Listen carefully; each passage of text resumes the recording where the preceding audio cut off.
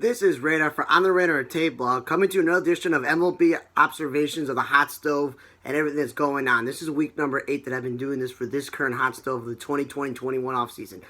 The Giants, the Blue Jays, they re-signed A.J. Cole to a minor league deal. That's the former failed starting pitcher who's now been a relief pitcher. They got rid of him at the end of the season. They brought him back. Organizational depth. The Yankees re-signed Tyler Lyons at minor league deal. That's organizational depth.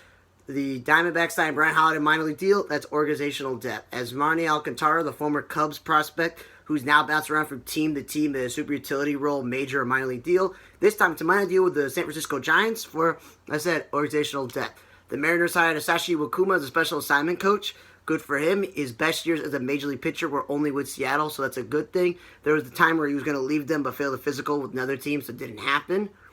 And the Rangers signed Drew Butera to a minor league deal, organizational depth, because the Rangers really haven't any good catcher, and he's just a good backup. The Brewers re-signed Chase Peterson to a minor league deal, which is, again, organizational depth, but he's a utility player, so it'll come handy. The Brewers brought Daniel Robertson on a major league deal. I'm surprised he got a major league deal, because he's really just an average career backup. So the Brewers are just investing in that, which is silly. Then you got the Rangers signing this pitcher, Justin Anderson, but it's a 2-year deal. Not a major deal, but one of these 2-year minor league deals. And as the Rangers who need pitching depth, that's a good thing for them. The former Red Sox, player, Rudy Castillo, who they signed for all this money from Cuba. Then the Red Sox didn't play him, so they all ran him off the 40-man roster, so it wouldn't count against the cap for that situation, so they could sign players. His contract's officially up, and he's actually had some good numbers in AAA the past couple of years. But the Red Sox call him up. It's going to cost him all that money, and up against the luxury tax, all those other things that they just kept him in the minor leagues, and he would have maybe helped somebody else. But either way, he's gone over to play in Japan, so good luck to him over there. The Rockies were arbitration with Antonio Santella. That's good for them. The Tigers were arbitration with Michael Fulmer. If he's actually healthy, that's a good thing for them. The Blue Jays extended their president of baseball players, Mark Shapiro. They made the playoffs last year, so that obviously makes sense. The Dodgers avoid arbitration with Corey Knebel, who they just got in a trade this offseason. That's good for them. Japan is keeping Corey Spangenberg, the former Brewers utility infielder. He's not going to Japan. Staying in Japan, credit to him. Manny Corpus, former Rockies setup man and bounced around from team to team, independent baseball, and overseas. He's now finally said to people, I have officially retired, so happy trails to him. Brandon Klein of the Orioles officially also retired. Happy trails to him.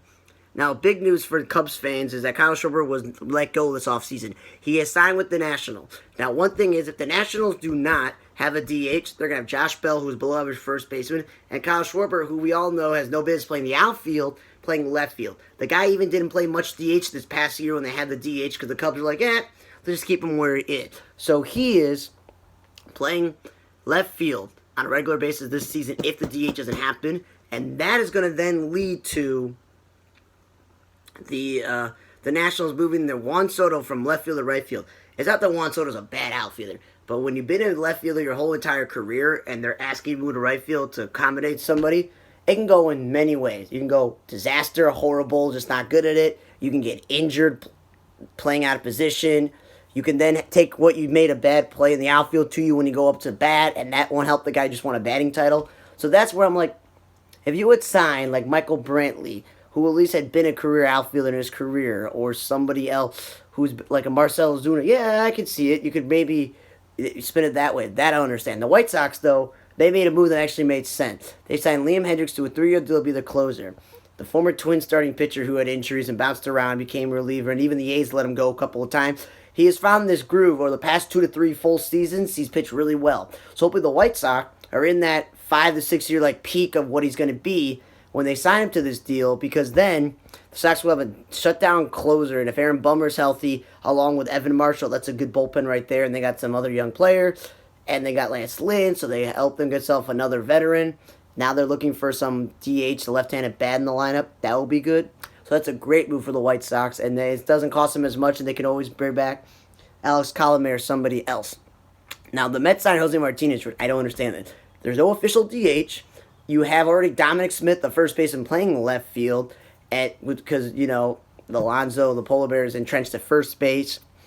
Michael Flores in right field. So you're like, okay, why sign this guy when there's no DH? And especially when the Rays gave up a good prospect to the Cardinals But then they got Randy Arozarena, so the prospect that the Cardinals got kind of canceled out by how good Randy Arozarena was. But then they traded him to the Cubs, and he was disastrous for the Cubs in the second half of the season. So I don't know what the Mets are thinking. A guy who's never been a great defensive outfielder, even though he has played all three spots in his career, what is it going to do for them? That makes no sense.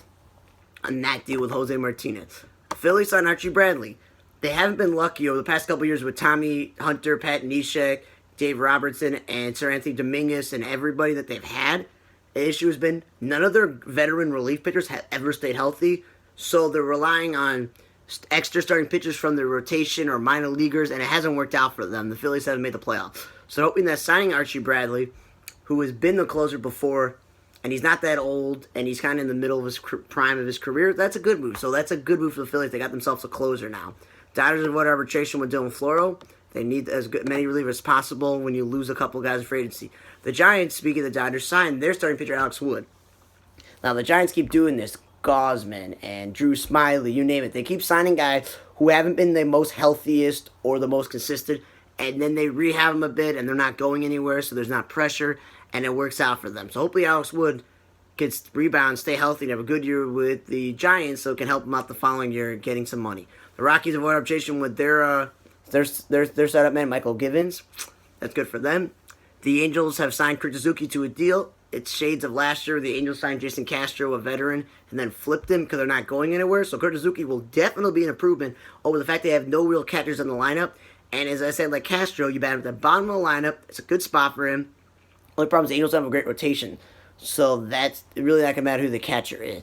But that's good for the Angels. They got a catcher. Pirates have signed Wilmer Defoe to minor league deal. Again, it's just a utility player. That's the good thing for Wilmer Defoe, that he can go to another team, but he also has a ring from being on the Dodgers, so that's a good thing for him. And then the Sox signed Nick Williams to a minor league deal, and he's a guy who's been a good athletic, center fielder, outfielder, mostly a corner guy, but he's never learned to hit. Then the Phillies got all these veteran outfielders, and there was no room for him. So then he bounced around the last couple of years from teams. So the Sox thinking, you know what, we'll sign this guy to a minor league deal.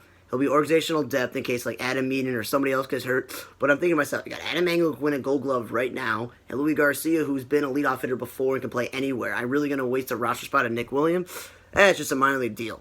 Then the Yankees decided, they finally said, you know what, whatever you want, DJ LeMahieu, we'll give you that 6-year deal. We'll give you this long-term deal. Because he was on that bargain deal as a 2-year deal where they weren't even sure if they're going to use him. So it's a good for them that now they locked up DJ LeMahieu. But again, are they going to focus on offense? They lost 3/5 of the rotation to free agency, Tanaka, Paxton, and Happ. And they haven't really done anything back because you can't win with just Garrett Cole. That's just... And Severino's are not healthy. You can't really win with that rotation. That's why they need to figure out pitching, because that didn't matter. You could have signed LeMahieu to a 3-year deal, a 5-year deal, or got somebody else like Holton Wong would have been cheaper, but that's what they did. Dodgers signed Enny Romero to a minor league deal. They're just trying to pick up the pieces that Pedro Baez and other guys are leaving, so just sign guys to minor league deal. They also avoid arbitration with Cody Bellinger, Aaron Judge avoid arbitration with the Yankees, Josh Bell avoid arbitration with the Nationals, who just got there, Edwin Diaz, and a couple other Mets players avoid arbitration. That's good. And the White Sox avoid arbitration with Lucas Giolito and Ronaldo Lopez. The big moves have been DJ LeMahieu is back with the Yankees for 6 years. Angels have signed Kurt Suzuki. Giants have signed Alex Wood. Archie Bradley has gone to the Phillies. And also, I forgot to mention, the Astros signed Pedro Baez 2 years. So I mentioned the Dodgers before, lost Pedro Baez free agency. The Astros just picked him up. They just got Ryan Stanek. They're trying to rebuild their bullpen. So yeah, basically, Kurt Suzuki's off the market. DJ LeMahieu's off the market. Alex Wood's off the market. Archie Bradley's off the market. Pedro Baez is off the market. Jose Martinez is now off the market. And so is Liam Hendricks for the White Sox, who just picked them up, and Kyle Schwarber is off the market. Thanks for listening to the edition of MLB Hot Stove. This was week number 8. For On the Radar Table Log, I'm Radar. See you guys next time.